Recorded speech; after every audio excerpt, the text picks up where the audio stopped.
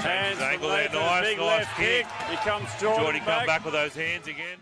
Hey, yo, your boy is back again, doing a solo show for once. Hugh's not here at the moment, just got taught up on other duties. Like, he's getting ready for a fight too, so the man's got to train. He's got to get some rest in as well. So he just got me.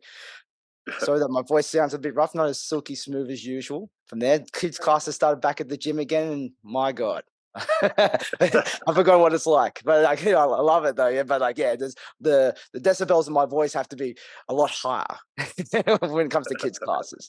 But luckily, you don't have to listen to me the entire time because I do have a guest on. So, he is the owner of Eastside Muay Thai. He has he holds the Nai Khanom Tom title. He's also been voted as one part of this Oz Muay Thai Fight of the Year. It is Mr. Cruz Briggs. How are you today, sir? Yeah, good. How you going? Good? Good, man. Going good. Just enjoying this lovely Sydney weather, as you would know as well. Yeah, loving it today. Yeah, that's it, man. It's going pretty nice. So, Cruz, let's just go straight into it. So this is the first time you've been on the podcast. So when someone's first time podcasting with us, we just asked for their Muay Thai origin story. So how about you just delve into, like, how did you get into the sport of Muay Thai from there? And like, and how did you get into the competition side of Muay Thai as well? So like originally when I started, like I stopped playing like rugby league when I was 13 or 14 or something. And then like one of my mates at school was actually a boxer.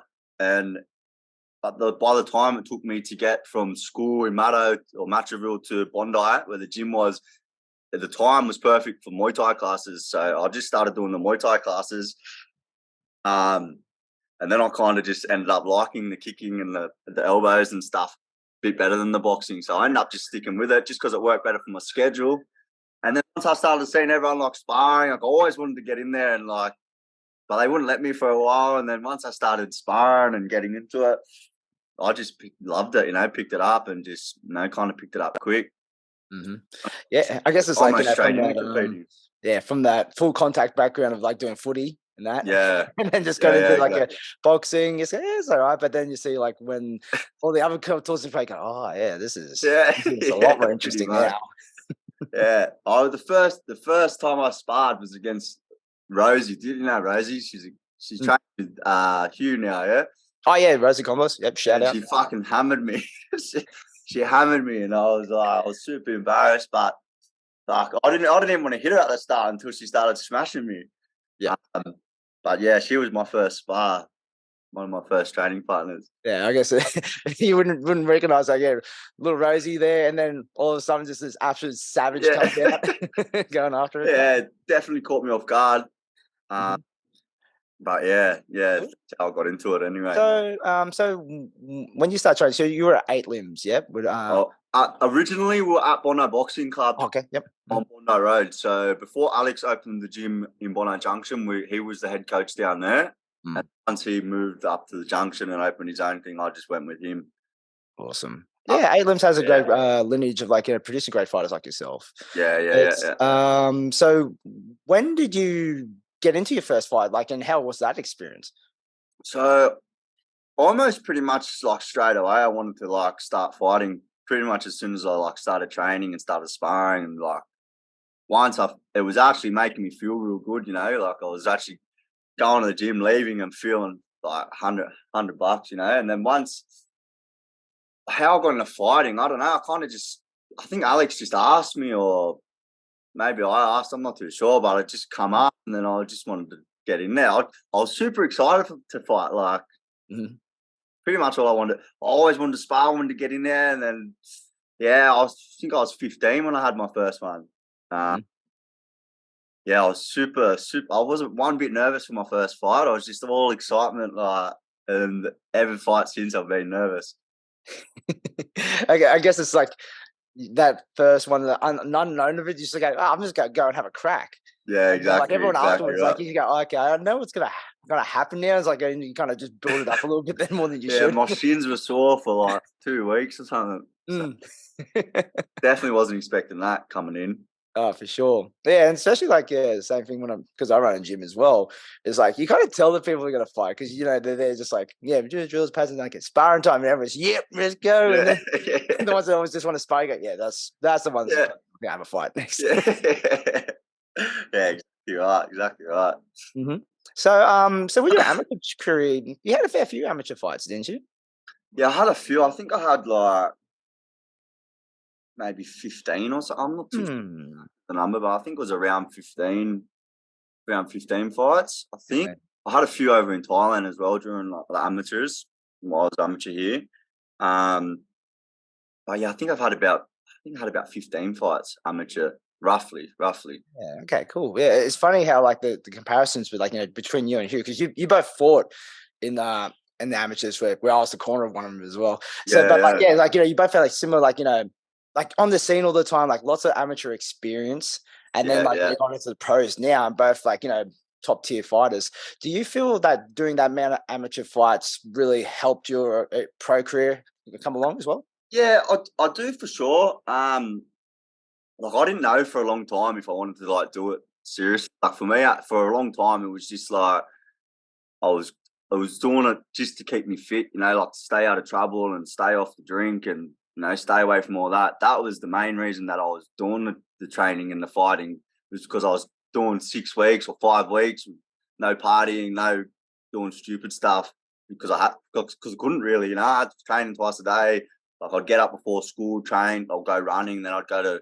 Sometimes I wouldn't even go to school. I'd just go running, then I'd go in, sign in at school, and then jig and go to the gym, then go back to school, and then go back to the gym. So um, yeah, the amateurs, yeah, definitely helped for sure. For me, going to Thailand was a big eye opener. Like when I done 6 months in Thailand, like the first time I went, I done a month, and then the second time when I done 3 months, and that was really when I started going like, fuck, I could do this, like make money out of this, and Mhm. well, not like big money, but I make a career out of this. Honest, really.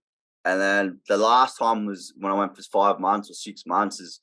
Yeah, I decided, fuck, this is what I'm doing. This is me. Nice. Well, like especially in the past year, it looks like you made the right choice for sure. Yeah, exactly. Especially like now, I've got the little one. She's 3, so like, I've got the gym as well. So it's really, if it wasn't for Muay Thai, like fuck, I don't know, what I'd be doing now. Uh, Yeah. but yeah, I've got the gym now and just keeping myself on track, which is like the best now. Awesome. It's awesome. So when you go to Thailand, like, what do you have a gym that you always go to? Were you Yeah, training at the so I time? always go to Revolution Gym. Like used to be Sitsong Pinong in Phuket with Mm. Tisha. Yeah, so he's always taking care. The first time I went for a month, he actually didn't even want me to come back to Australia. Like, Hey. because I went over there with my mum. My mum was there for 2 weeks. Then my ex partner come over for 2 weeks. So I had to go home with her because she hated flying by herself, like on the planes. But Tim, after my first fight there, was like, fuck, you should stay. Like, don't worry about going home. And he was like trying to get in my ear. And the same as the next time I went for 3 months, like he didn't really want me to go back to Australia. But yeah, Hmm. Yeah, like a Revolution Gym, especially what Tim Fisher doing. They produce some really good fighters as well. really good. Yeah, really good. And the training over there is like, careful, baby, what do you choose? Yeah. So yeah, how was that? Like, we had Tim on before, and he kind of Huge. described the training series. But like, you're probably one of the maybe the only fighter we might have talked to that actually really trained there. Is that so? How was your experience training at Revolution Gym? It was for the first few times, it was fucking torture. Like, I remember the first time I went, I was This is another reason why Tim actually gave me the sponsorship there, because I was training, and because I was so unfit, like I'd fight and then I'd go out and party or whatever, and then I was doing that up to Thailand. So because I knew I was going over there for training for so long, and when I got there, I was super unfit and I was just vomiting every session. I was vomiting, like, plus the heat, like the heat was killing me. Like, and Tim was just like drilling me, but like I'd vomit and then they'd tell me to stop training. They're like, "No, you've had enough," and I'd say, "No, no, no," and then like that's one of the big reasons why Tim actually wanted me to stay there. But yeah, the training for me was like just a big shock. I think I'm going to what I was doing here to like to the difference over there was even like the clinching, like 20 minutes or half an hour clinching every morning and afternoon. Like we never used to do stuff like that. Mm-hmm. So I was just getting hammered like every day, and pretty much every time I go there, I just get hammered every day. But yeah, it's definitely it's definitely a must. I reckon anyway. It's a must if you if you want to take the sport seriously. You've got to get over there and but especially with the people you're training with and that everyone's there for the same reason. Everyone wants to be good. Everyone wants to become like top level. Everyone's training super hard every morning. So like, it's good to be around people that are chasing the same thing as well. To push yourself and pushing each other. Yeah, I think that's like, one of the big advantages of just training in Thailand, because like when you're in Australia, most people have to have a job, they gotta have exactly. But when you're over there, everyone's just basically just go, look, we gotta fight. We're here for fighting. Exactly. Get the money to pay right. for the rest of our trip. And whatnot. Exactly right. Like a lot of people over there were living off their fight money, cooking their own food from the supermarket. It's cheaper than even the $2 feeds that you get from the shop. So when you did your fights over in Thailand from there, how did you find that? Like, or like, how did you know how it's like kind of structured? Like, I was super nervous. So like, I remember my first fight over there was at La Bungalow Stadium, and they've just got like the one change room, and so like I was sitting in the back. I was 16 or I think I just turned 17 or something, and there's no weigh-ins over there either in the smaller shows. So like I'm sitting in the back, and there's like 10 other like fully grown men that were just massive. So I was just sitting in the back like shitting my pants. And then eventually like another kid from Russia come in that was 17 as well and the same size as me. And then like they stood us next to each other and they're like, oh yep, good, like good fight. And I was like, same. Yeah, same, exactly right. But that was good. I ended up winning that fight by knockout, which that was a big confidence booster for me as well. Like knowing and fighting people from overseas and like even just sparring from people like overseas, knowing like being able to hold myself, and I felt like that was a massive thing for me coming back anyway. Yeah, definitely. Yeah, speaking about like like knocking people out and like power you have, I noticed like I've followed your career for a fair bit now. Can't help but do it anyway. Sydney. Yeah, like, exactly right. Everyone talks about Cruz. I go, yeah, good. Watch it. It's exciting to watch. But it's like your hands. You always had like great hands for Muay Thai. And that, but even recently, like now, I see like your kicks are really spot on, especially your left kick, which we'll get into that soon. Did you always find that you had always good power? Was it something you worked in like the weight room, or was it just like just drilling it on the bag?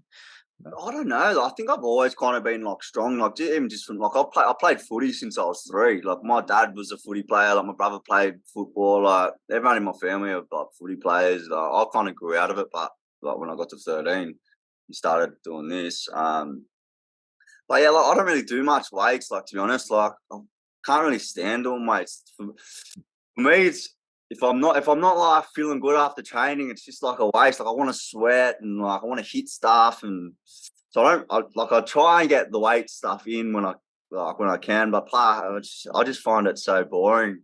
But yeah, I don't know where the powers come from. I think just born with it, I guess, or don't know. Yeah, it sounds like especially when you're playing sports from a young age, and especially something like footy. From there, it's kind of like I don't know, it kind of irons your body a bit. Yeah, for sure. Definitely toughens you up. I had an older brother, he used to bash me all the time, him and his mates when I was a kid. That definitely toughens you up. Yeah, there you go. So you see, now it's like the pieces are falling together. Yeah. So, Mum always said I had a real hard head as well.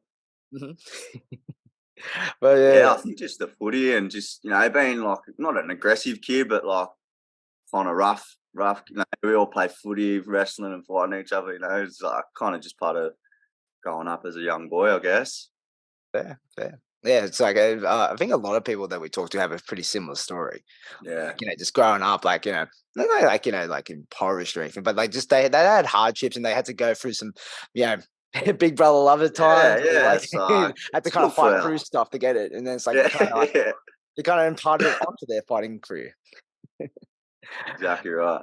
So, going from there, so when did you decide to turn pro? Like, what was the opportunity? And like you were saying before, like you didn't even know, like, I'm going to do it. But then I guess Thailand changed your mindset on that. Was that a big so I I'd done 6 months, I think, or 5 months, and then I come back and I fought for the world title, the amateur world title.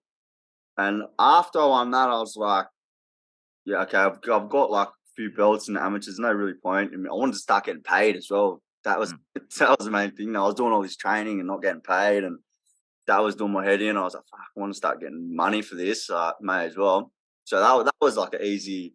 By then, I'd pretty much already knew that, this is this is for me. This is my thing, I guess. So I kind of knew I was going to turn pro. And yeah, it's just kind of just never. It's hard to fucking run away from, I guess. Yeah, for sure. Like, but yeah, like, it's like you came to the pro scene, yeah, a bit of a splash. It's like you never wanted to kind of take on easy fights. Like one fight I remember in particular for me, I didn't even put in my notes before. Just because I remember because I commentated it. It was you versus Billy Coulter. Yeah. Like the leg kicks, you go and see, like, it's called Cruz is going to beat on his leg kicks. I don't know if he could survive this. Yeah. And then he just turned it around. My leg was sore for weeks after that fight.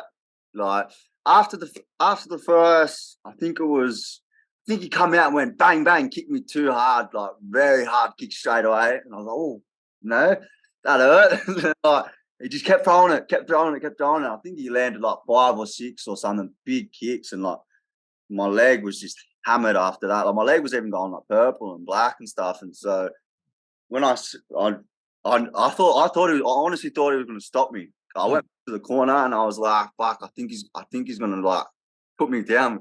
And all my mates and that were there, so I was like feeling the pressure. I was like, fuck, he's going to stop me in front of my mates. Like, can't let that happen. And then, kind of just adjusted late in the first round. Then I just couldn't go back to orthodox. If I had gone back to orthodox and he kicked me once in the leg, I'm sure that would have stopped it, or at least put me down for a count. Yeah, that was a tough one. Good old Billy. Yeah. He's like, with those lightning leg kicks. Yeah, put a bean on a few people's legs. But it's interesting, like you said, you made the adaptation, because I don't think many people will be able to do it. That, like, so do you train both stances then, like as a common thing? Tim was actually the first person that told me to start training southpaw when it was Songpyeong, at Revolution Gym. Like he liked my left kick, or preferred me at southpaw just to get like that kind of little bit of advantage kicking the open side. And he's actually the one that first got me into fighting. And then after that was when I was there for 3 months, and then he was the one that started telling me, start mixing it up, on the bag, kick, going southpaw on the pads, going southpaw. Don't always which was a massive thing for me, because now I can fight both pretty comfortably. So that was definitely a big help, especially for the Billy fight, Yeah, it's like it's something I've been doing the past couple of years as well. Just making everyone change both stances. Like, do you have to change stance? And if I go no, but it's good if your leg gets fucked, or you break your hand and you want to keep fighting, then exactly. You got to be able to do both sides. Like that's what I try and tell my students. You know what I mean? Like sometimes we'll do rounds in like combos in opposite stance and that, just to try and get them used to just the move. Like if you do get in that position where your legs, you have to go to southpaw, or like you said, break your hand or something. It's good to be able to have some sort of like comfortableness in that opposite stance. I feel anyway. I feel like it's kind of a must, especially with the defense as well. Like for me, at the start, the defense was real awkward in the opposite stance, but it's just practice and repetition. It'll come.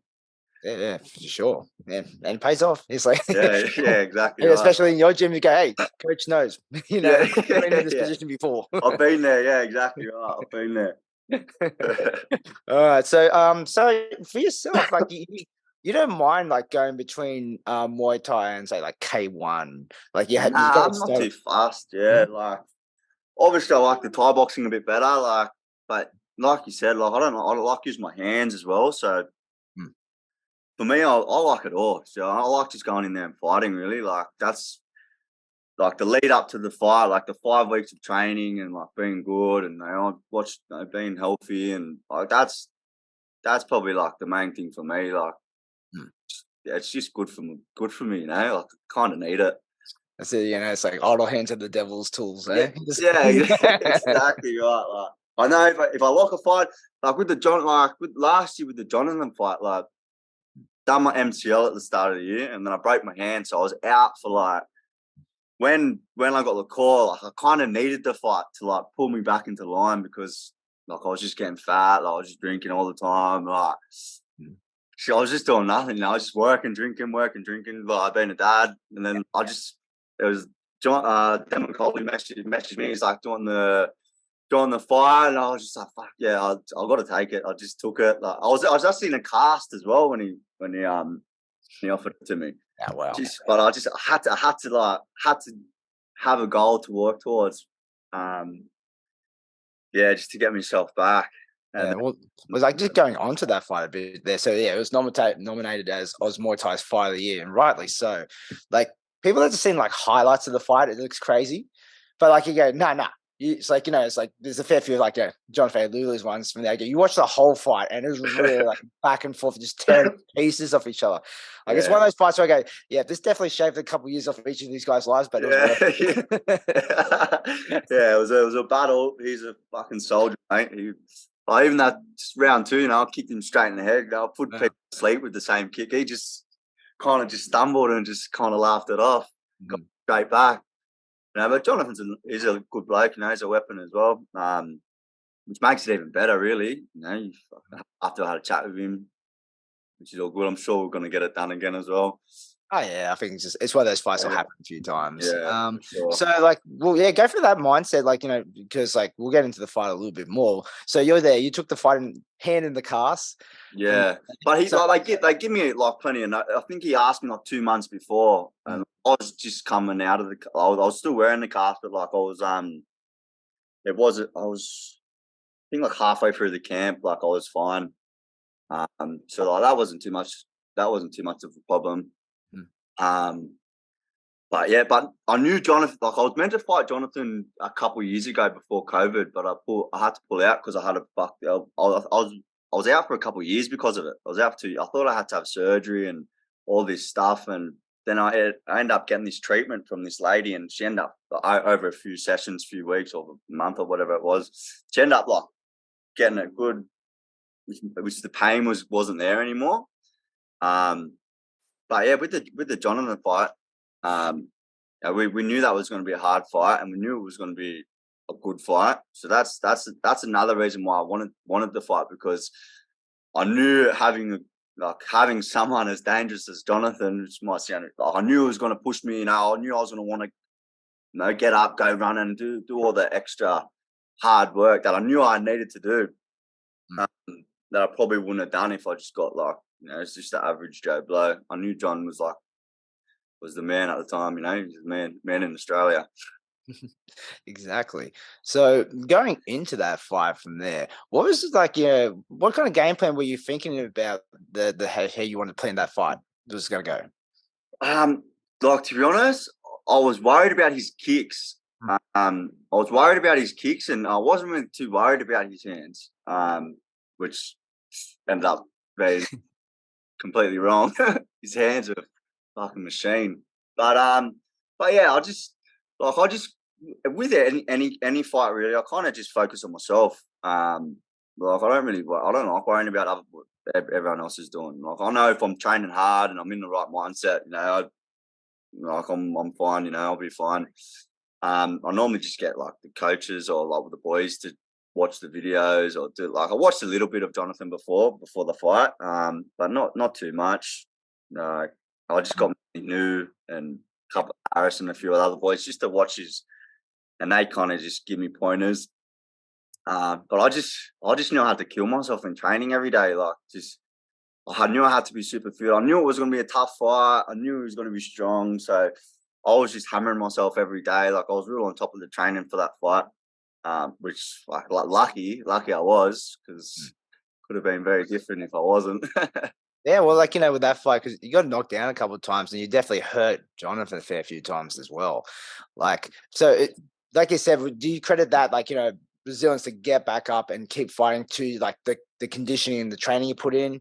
For And sure, it's like, yeah. you always just had like a good chin to be able to kind of like clear the cobwebs pretty quickly. I feel like I've always had a good chin, but the hard work and the conditioning is what. Because like, you kind of just go on autopilot, you know what I mean? Like when you're kind of in that, you know what it's like. So yeah, like especially after the first time I got dropped, it was just like after that, it was just like autopilot. It was just forward, just work pretty much. Like, but yeah, that's don't know. I definitely feel like running is a must. Like Okay. Yeah. running every day for training for me is a must. Like I run every day, twice a day, except for Sunday. I definitely think that helps with the legs, being able to stay on your feet, especially them later rounds when they're, you know, when you're huffing and puffing and you just want to get out of there. Yeah, that's a big one for me. Yeah, like I remember watching that fight, and I think it would have been the first knockdown from there. And your trainer, Yod, he just like you can see him in the corner, just like, no, fuck this. And He's gonna jump over the fence, eh? And then he goes, "Oh wait, we're still going quick." He just comes back out again. Yeah, exactly right. Yeah, I watched that. A few times in the corner, he's going like, oh no, like. Yeah, it's definitely one of those fights as a coach where you just go, "Yeah, there's not much I can really do. You're just gonna let it fly." Yeah, he gave me a mouthful after that fight. Oh yeah. Yeah, he hammered me about it. I bet he did. Do you so because of that fight from there, do you remember actually much happening within the fight, or just like do you watch it back? You go, oh, okay, I don't remember that. To be honest, I never really remember much of any fight. It's kind of like the adrenaline just takes over, and I just kind of go into autopilot. Mainly every fight I have, I'm kind of just in that pilot zone, it's mainly I've got to watch the like the video, like the replay to put myself back in there. Weird. Well, it's like you said, because it's like any fighter. You train so much, you just drill so many things that most of the time, it's just going to be like kind of rote skills, like the drills. It's like, it's just, you can only do what you train. For me, you know, like you got to do it so many times it becomes instinct. You know, the blocking, the returning, it's everything you do in fighting, you got to do it 5 million times to get it right, you know? Exactly. Right. Yeah. Speaking of which, like, you know, so you did a recent addition to your stable of trainers. Yeah. So was it Yod Vishnu? Yeah. Yeah. What's it like training someone like him that's got like, very high accolades, trained with a lot of high class ties himself. And he was a high class fighter also. How's that been bringing him on board? Yeah, good. Like really, really, really good. Because I train with New in Thailand. So like when I went there 10 years ago, for the first time, or 8 years ago, 9 years ago, whatever it was, when I was 16, he was my trainer. So I've trained with him every time I've been there, pretty much, except for the last time I think, because he was here actually. And then as soon as he said he wanted a job, I was like, how good's this? You know, I need some. I just got Guy sent home as well. He just went home. His visa ran out, so it kind of worked out perfect. Having him jump on the team. Fuck, he's a good trainer as well. Very, very good trainer. Like, he's work even just like, I think we've been working for about 6 months now. Like every day, like pretty much every day, and like just like little things he's picked up on and fixed and just tweaked on my style. I feel like much stronger with my shots and my base, and just like he's been working a lot on just not being so stupid. Like some of this, like just not wanting to go out and just kill people. Like actually, like just relaxing. You know, picking your shots a bit smarter. Just like proper shots. But yeah, fuck, having him on is, you know, it's mad. It's the best. Nice. Is someone like does he kind of like set out what you should be doing, or is that something that you just kind of put in yourself, like, you know, this is how the training goes? Or it's like a very Thai style, like every day is pretty much we're doing the same thing. Like every day is pretty much the same. Like for me, I train pretty much Thai style anyway. Like I probably don't clinch as much as what I should, just because like with timing with other, because most boys work. You know, I train and I'm working as well, obviously at the gym.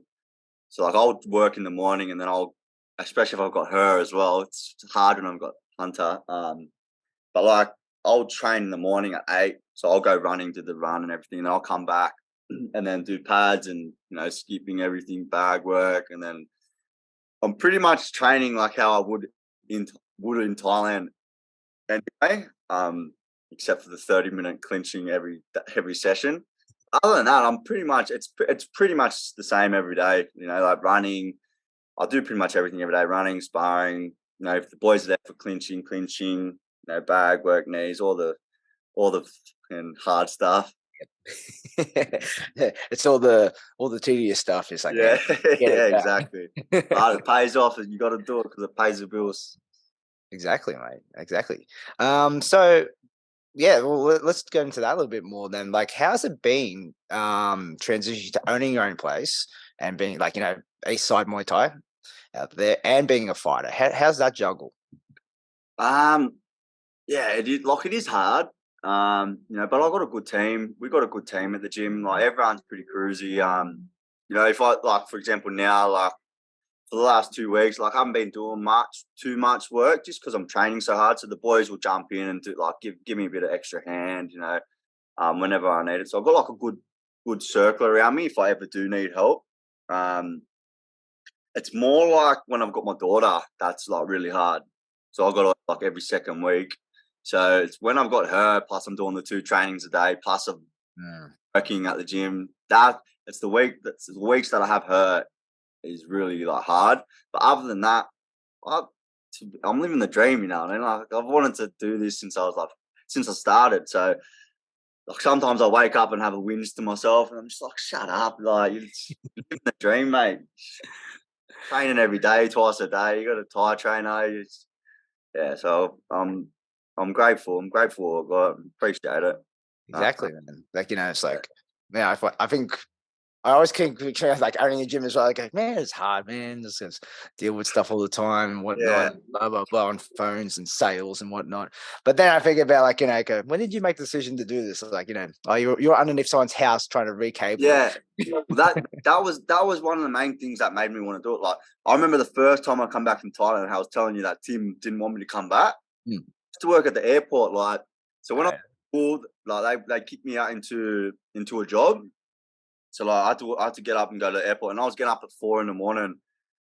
to get the bus or 2 buses to the airport, and then like I used to walk past the planes and just go like, "Fuck, I should be getting on a plane. I shouldn't even come back." And then like I was just working all day and just hating work, and like I could never keep a job because of how much I just hated working for other people, and like I just hated like authority people telling me what to do and just little shit like that. Yeah, that's another big reason what got me to make the decision. Yeah, like this is what we're gonna do. Is us for the next 10, 15 years anyway, we hope. yeah, at least. Yeah. Yeah. So when did you actually make a decision? Because how long has your gym been open for? So the decision to open the gym, when was Yeah, open the gym. Yeah.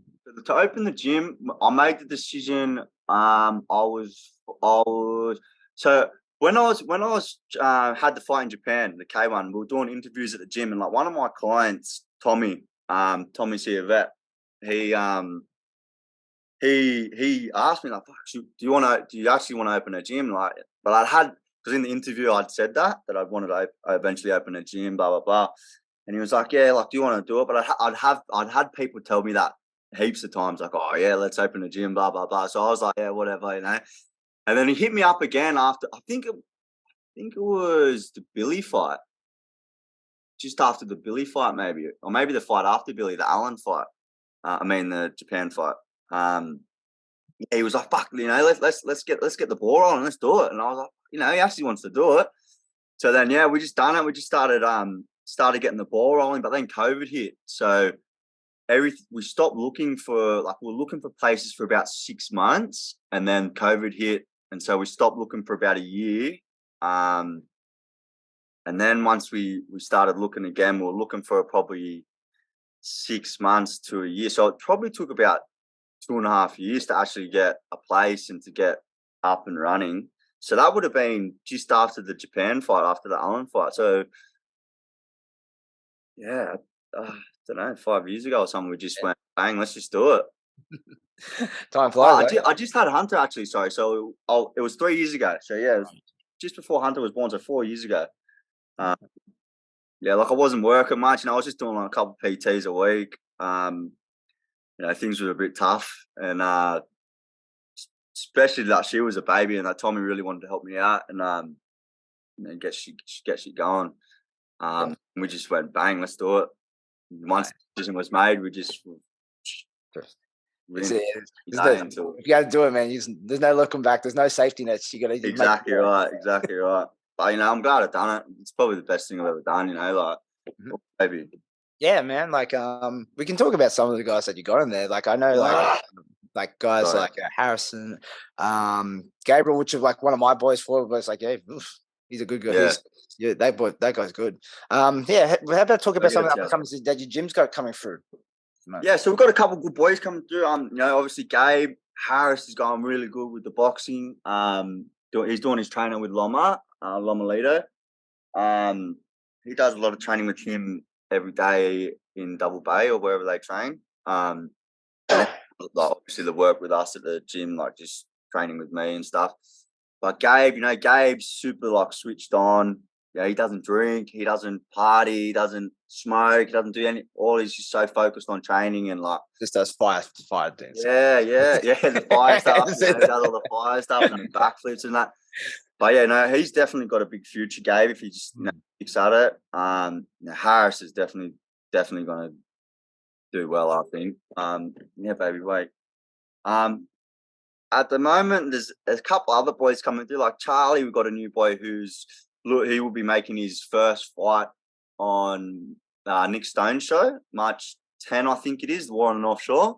So he'll be having his first fight. He's looking very promising as well. He's training really hard.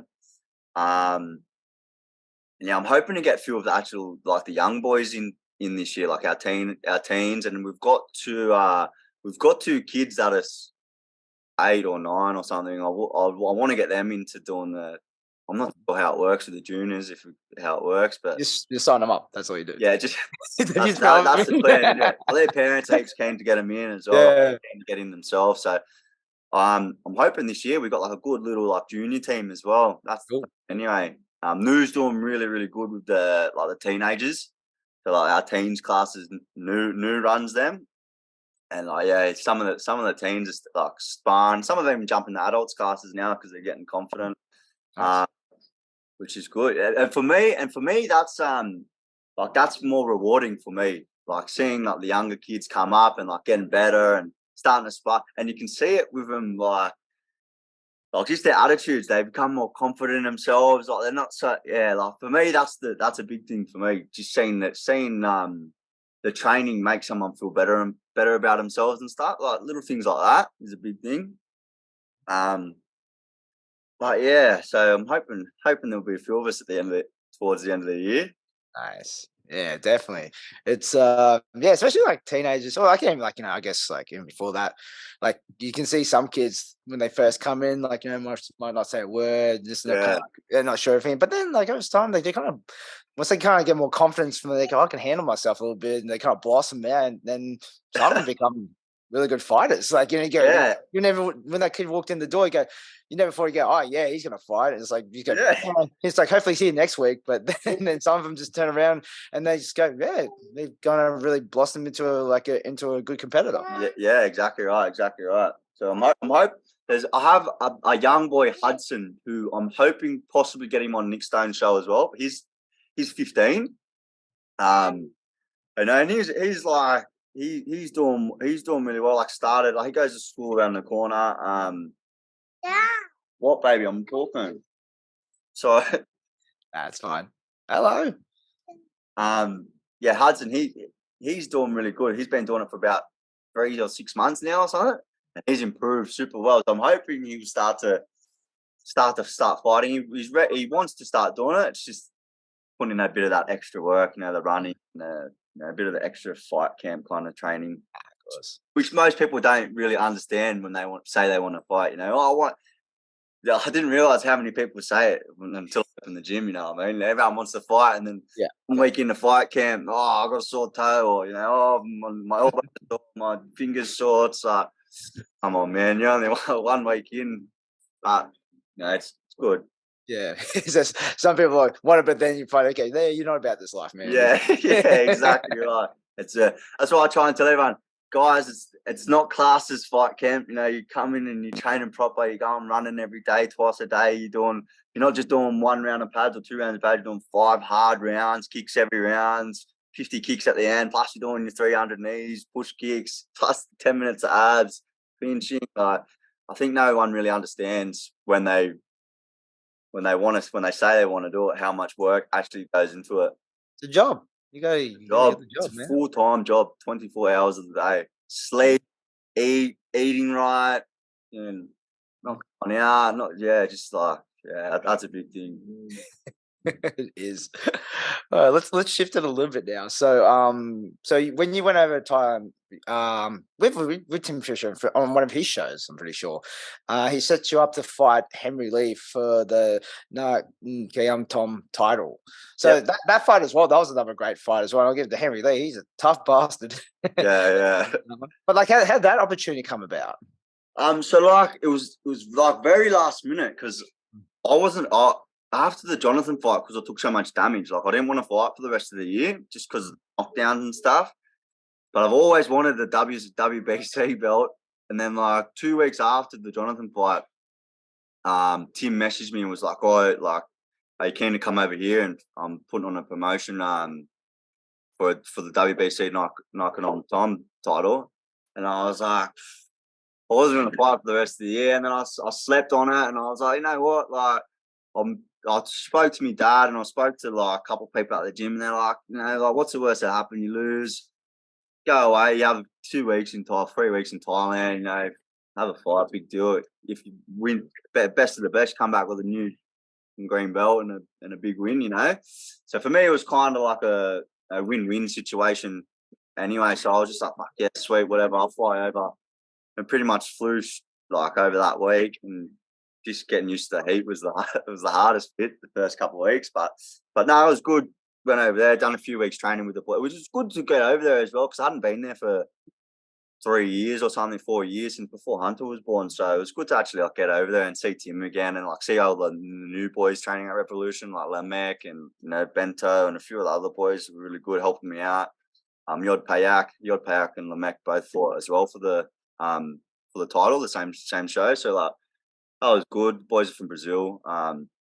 They were real nice. They were real strong fighters as well. Like that's what I was saying before, like about just being around like people that are just pushing for the same goals, the same greatness. It helps a lot, Yeah, for sure, man. Yeah, man, there's surgeons of Brazilians coming through. I know, eh? And they're nasty. Yeah, there's some of them. It's that Phuket Fight Club. There's a whole army of them there. They're all machines as well. Yeah. But I guess it's the same thing because it's like his stories, like a lot of them come from impoverished backgrounds. They go, fuck, Yeah. they had to basically scrape together every little piece of thing they had, sell it to get over the Exactly time. right. To go, yeah, well, I got nothing now, so I have to work for it. So Yeah, exactly. So when you did the fight with Henry Lee from there, it's like, yeah, that's when I heard that. Like, I was kind of worried about it a little bit. Go, man, it's not that far after Lou fight. I don't know if you want to get straight back and fighting. Like Henry Lee is like, he's no joke either. He's like, he's pretty experienced in there. Like, but the fight itself was pretty good. Yeah. Yeah, like like I was saying, like I didn't really want to like fight for the rest of the year. Like I had a couple offers, couple other offers, which I knocked back just because I just wanted to save the brain. You know what I mean? Just have to give the brain a break. And like leading up to the after the fight, like I wasn't doing any sparring or anything, just to give that brain I was mainly just clinching a lot, especially over in Thailand and that. But yeah, sorry, I forgot even what I was saying. Yeah, I'm exhausted, bro. That's all right. But like that fight from there, yeah, because we're so close to that next fight coming soon. We'll get to one week, and I'm gonna eat what I want. Yeah, it's like so even that fight itself, like was a highlight. Like it was probably nominated like for like knockout of the year at least. When you kind of just landed that huge kick on Henry's head, and it's like a left kick. Is that right? It was a right kick. Right kick. Okay, right kick, but he was southpaw, so it'll come over the front. Nice. Yeah. How's that fight feeling when you got the green strap draped around you? That was good. I was super excited for that one. Yeah, that was mad. That fight. It was a bit different because it was like 3 in the afternoon. So like my preparation for the day was like I woke up and like I didn't know whether to eat or like wait a bit and then eat. Like it was a bit different to like fighting late at night. Hmm. And I was also worried about the heat, like fighting in the day, but it was all right because the place was aircon. But leading up to that fight was just the same as every other fight, really. Just focusing on myself. Like the more I focus on myself and not other people, the better I do. Like if I just focus on my own training, my diet's good. I'm not worried about anything else, no distractions. That's when I'm like performing good. And I was over there doing just that, just trying. Like I wasn't doing anything. I couldn't even like go out and eat because I was cutting the weight. But after the Jonathan fight, I put on heaps of weight, so I was planning on having the rest of the year off. And then this fight come up, and so I had 2 weeks to lose like 10 kilos or something. So like that was a bit hard, like just getting the weight. And that was the first time I actually like cut weight in this like a sauna suit, like doing the run and stuff. Which was good. I was surprised how easy it was to cut the weight with the sweatsuit and stuff. Fair enough. But yeah, the prep with that fight was good. The ham was good as well by then. Knee was good by then as well. So coming to that fight like well prepared. Nice. And I guess it goes into now like so you're in the last week of prep for the last fight. So it's all about it's really about cutting the weight now, isn't it? Yeah. So you have a big fight ahead of you from here against Alexi Petroulias. Yeah. And hardcore there. Hardcore promotions, Hardcore's a good show. I like hardcore. They do a lot of great fights, and this one is absolute banger of a fight from there. So no doubt, as you're training for this one, you're just saying the same model. Focus on what you do best from there, and just put it all out in the ring next weekend. Pretty much, yeah. Like I've watched a little bit. Like I've actually seen him fight in real life before. I've watched him fight Singdam, I think it was in yes, Weiss's show. I was actually there. So I've seen him fight before, and I've watched like a couple of his fights. But like, I think I've watched one fight actually on YouTube, and like I followed it. I'm not too sure, but I've watched a bit. Like I was saying, I focus on myself. The training on myself. But like same again. It's going to be a hard fight. Like pretty much anyone I fight's going to be a hard fight. So there's no like whinging about it. You just got to get in there. Let's have a good crack. As long as you fight. So I tell my students as well. I don't care if you win or lose, but don't go in there and fight half-hearted. You go in there. If you're going to jump over the ropes, jump in and fight properly. Fight with your heart on your sleeve. That's for me is the main thing, going out there and having a good crack and, win or lose. That's not the biggest thing for me. The biggest thing is like putting on a good show and, like showing that you put in good hard work in the gym and, done what you've needed to do. Yeah, that's exactly right. So it's like even like with the titles from there, it's like it's not even that big of a deal. But like the matches, like it's all about the style matchups from there. Like Alexi's that seasoned professional, been in the game a long time. It's got that kind of slick style, and then you got yourself from there, like this powerhouse. He's going to get after it a bit as well. So it's just I just enjoy. Okay, I never thought this match was going to happen. It never kind of went on my radar, but when I put the game, that makes sense. This would be a really good matchup. It's style-wise. Yeah. So we're looking forward to it. It's going to be a good fight for sure. It's going to be a real good show as well. Well, they always put on good shows. The last show that Muay was on and Jay fought Charlie. That was a cracker show. The venue was crazy. So yeah, I'm looking forward to getting down to Melbourne and just putting it all out there. Really, I just want to go out there and have a good crack. Yeah. Get right into it. Exactly. So after this fight or how you're just approaching the rest of your career, do you have like a trajectory that you're going towards in particular? Not really, to be honest. Like I kind of just take one fight at a time. Like I've got no opponents or anything lined up for after Alexi. Like I was saying, I wasn't even gonna fight this fight until later. I wasn't even gonna fight this month until later in the year. This come up again, another good belt. So I was like, fuck yeah, I'll take it. I took the fight, and I was planning on like coming back in May on the 1774 show. That was the plan to be my first fight of this year, but this come up, and so that's the next one that I know for sure that will be on 1774. Okay. Maybe one before then. Hopefully my body holds up after next week pretty good, and we can get pretty much like I'd like to keep active, you know. I'd like to keep a bit more active, but it's got to work. Like it's for me now. It's got to make sense for me, not just career wise, but money wise, and you know, like I'm not when I take fights now. I'm not working as much, and I'm not taking on clients, and I'll miss out on a bit taking fights. But yet again, it's part of the job. It's part of what I do. So we'll see what happens after this fight. Hopefully, we get like good result, and we can line up some big fights again over the next few months. I'm hoping to get back to Thailand maybe in November. So I'm hoping to get over there for maybe a month, maybe get a fight or two over there while I'm over there. But other than that, yeah, I'm just kind of just taking it day by day, really. Yeah. Do you see speaking about Thailand? Do you look at the more how there's this rise of this entertainment Muay Thai coming about now? Is that something that excites you? A little bit, but I'm shit at the entertainment stuff. I'm not a smack talker and that. I like the respect and stuff when it comes to Muay Thai. I don't really like the bullshit that comes with MMA and other sports. There's some big shows coming up. The goal is obviously to get into one. You know? I'm pretty sure that should be everyone's goal, really. Getting big shows.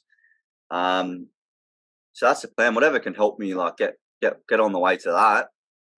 They're the fights really that I want to be chasing. Yeah, and you're no stranger to fighting in the little gloves either. So yeah, so it probably suits you pretty well. Yeah, yeah. So it'll be fine. Just like I said, just getting there, just doing what I got to do to get there. Keep working hard, training hard. Nice. But obviously, I own a gym, so I'm in the gym every day anyway. So no excuses really. Awesome, cool. So let's just go on one little thing. I don't want to keep you too much longer. So I want to talk about the fight you had in Japan against Phillip Kimura. Very much from myself, old school K1 guy. Love everything Japan. How was that experience, and then how did that come about? So after I fought, was it Billy? I think maybe it was after the Billy fight, or maybe the fight before Billy. I was contacted by Bryn.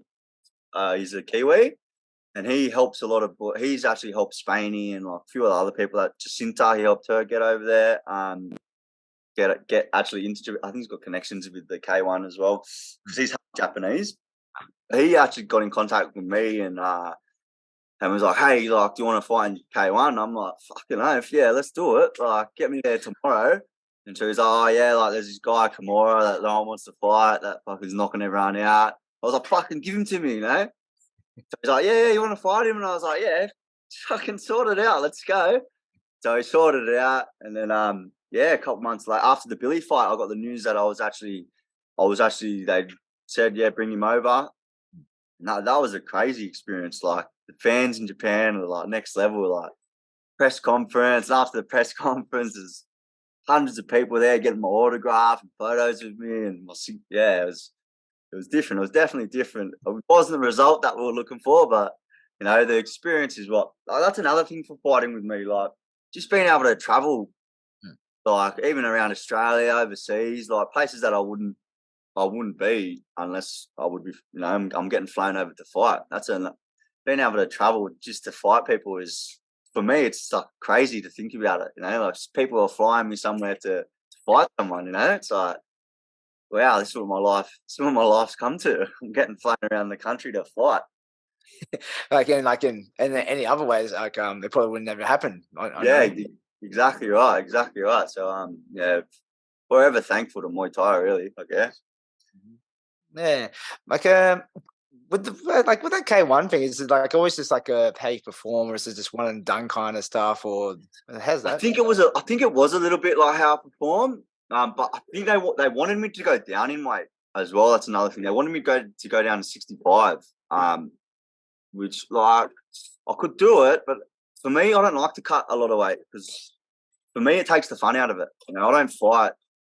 Obviously we don't make heaps of money, so to do massive cuts, to me, it's not worth it. I'd rather fight heavier against someone that's a bit bigger, What baby? I'm talking.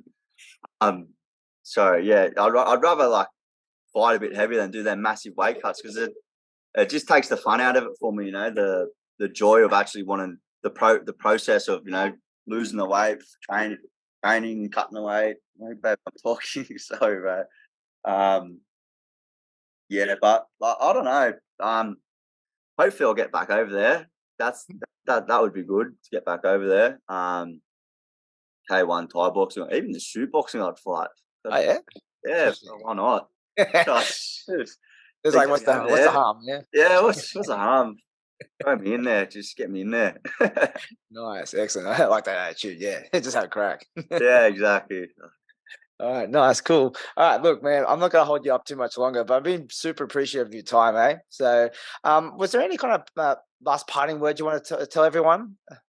Or sponsors or anything like that? Tune in next week. Hardcore Promotions on February 11. I'll be fighting Alexi for the WBC Nai Khanom title. Everyone knows Alexi. Everyone knows he's a big name. I'm up and coming, so it's going to be a good fight. I've trained hard for this, and I'm sure he's training hard too. So, obviously, I'll be looking for a big knockout as I always do. Looking to take his head off, but he'll be looking for the same thing. So everyone just tune into that if you're looking for a good Saturday night next weekend. Nice. Excellent. Cool. So Cruz, thank you for your time, man. Thank you. Just hang around when I just turn this thing off as well. From there, we can chat a little bit more. But other than that, everybody else, thanks for listening from there. Remember, go to our YouTube, go to subscribe, like, share the podcast, Spotify, Apple Podcasts as well. 5-star ratings only, please. Okay, but put them all out there. And other than that, we'll catch you next time. Peace.